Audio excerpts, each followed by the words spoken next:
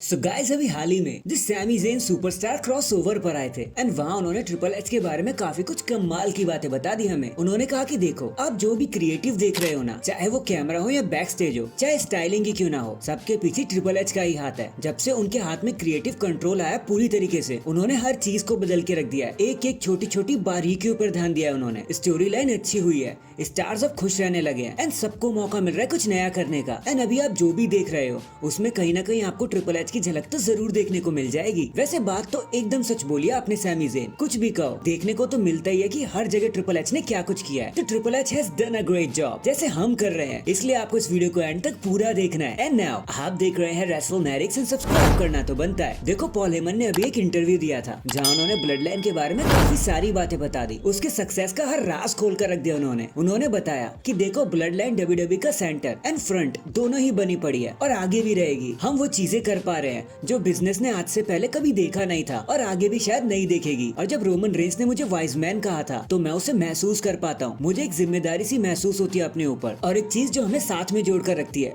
वो है प्यार, एक दूसरे के लिए रिस्पेक्ट एंड भरोसा। एंड हम ये सारी चीजें कर पाते हैं अपने पास की इज्जत करते हुए, और यही है ब्लड लाइन का सीक्रेट ऑफ सक्सेस। अब पॉल हेमन ने तो देखो ब्लड लाइन का पूरा लेखा जोखा ही हमें बता दिया। बाकी आप मुझे बताना पॉल हेमन की बातों से आप कितने सहमत हो, कमेंट करके जरूर बताना। नेक्स्ट अभी एमएमए आवर पर आते हुए बेकी लिंच ने सीएम पंक के रिटर्न के बारे में पूरी बात हमारे सामने रख दी। उन्होंने बताया कि देखो सीएम पंक का रिटर्न एकदम सीक्रेट रखा गया था, किसी को भी उनके बारे में पता नहीं था कि वो आने वाले हैं। एटलीस्ट टॉप स्टार तक को बताना जरूरी नहीं समझा डब्ल्यूडब्ल्यूई ने, बट उन्हें ऐसा नहीं करना चाहिए था। और वो भी आप दुनिया के सबसे कंट्रोवर्शियल फिगर को अपनी कंपनी में वापस बुला रहे हो, जिसकी वजह से मेरे हस्बैंड बहुत ज्यादा गुस्सा हो गए थे, मतलब सेथ रॉलिंस। मैं तो गोरिल्ला पोजीशन पर थी एंड पंक के साथ मैंने फिस्ट बम्प भी किया, लेकिन जब सीएम पंक करीना में चले गए तो मैंने अनाउंसर्स के मुंह से सुना कि भाई सेथ रॉलिंस तो पागल ही हो गए हैं। बस मैं उसी समय समझ गई थी कि भाई गड़बड़ तो होने वाली है। वैसे देखो असली गड़बड़ तो तब होती बेकी जब सबको इस बारे में पता होता, क्योंकि कुछ चीजें कभी मैच नहीं हो पाएंगी और ना सीएम पंक और सेथ रॉलिंस का माइंडसेट ये भी कभी सेट नहीं होने वाला। तो hashtag CM Punk versus Seth Rollins. इसके बाद मैंडी रोज,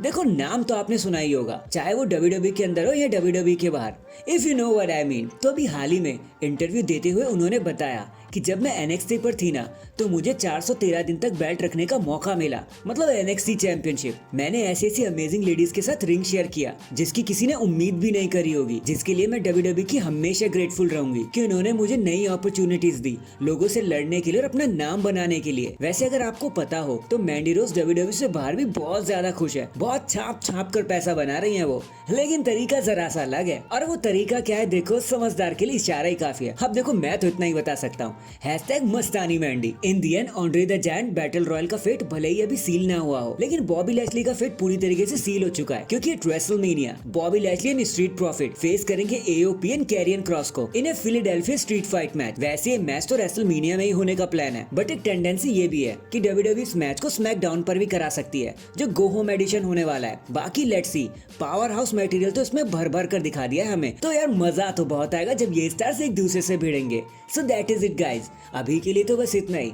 आप मुझे बताना क्या यही है ब्लड लाइन का असली राज, रिस्पेक्ट, प्यार और भरोसा, कमेंट करके जरूर बताना। एंड चैनल पर नया है तो चैनल को जल्दी से लाइक एंड सब्सक्राइब कर दो। बाकी मैं मिलता हूँ आपसे किसी और अपडेट के साथ, तब तक के लिए अपना ख्याल रखें और खुश रहें।